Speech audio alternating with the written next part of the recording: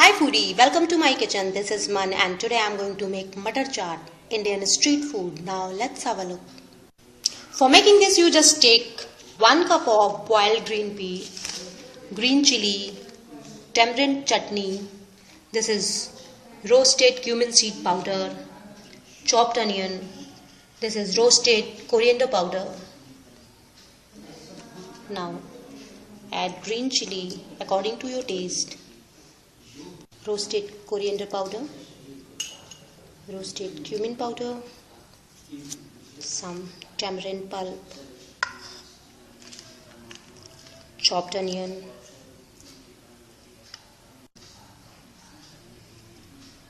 to taste and toss everything properly. Squeeze some papdi. Finally, squeeze the lemon and toss everything properly. Now garnish with radish. Squeeze some papdi.